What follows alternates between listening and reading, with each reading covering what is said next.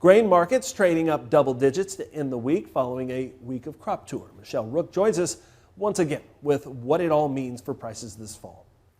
Pro Farmer editor Brian Grady joining us with market analysis. And of course, we did have the Friday Pro Farmer numbers coming out. Corn production, if you look at the lower yield, down about 641,000 bushels. So ending stocks could be tightened quite a bit here. Absolutely. Our estimate would tighten up the supply side of the balance sheet, and that means that there's demand implications because you're going to have to slow down the demand. You just can't tighten it that much and not have some demand impacts, and so that'll play out over the course of time. So that production and yield really lowered here as the Eastern Corn Belt really didn't make up for the West, did they? Right. The Eastern Corn Belt has a great corn crop. It just doesn't have a big enough corn crop to offset all the damage done in the West and other areas around the country. And, that's the bottom line is just not enough out East.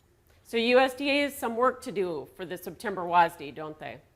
Absolutely. And USDA probably won't come down as much as what our estimates are.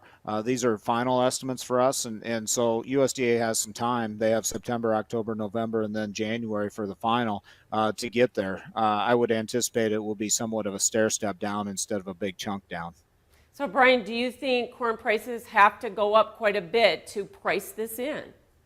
Well, I think they will, and what they need to do with prices is go up enough to slow demand. And then you got the flip side of the coin is once we do that process, we know that the price is eventually going to back down. Now you have to rebuild your demand base, and so there's some potential longer-term implications there.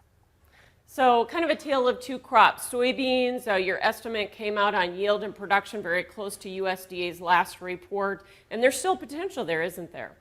Oh, I think if anything, we probably would go up from our estimate on soybeans because the pod counts are in the sweet spot that we found over the past 30 years in terms of numbers. And, there's moisture out there. Soil moisture ratings are strong for every state except for Nebraska and South Dakota. So there's enough there to maybe put some more onto that soybean crop into the finish.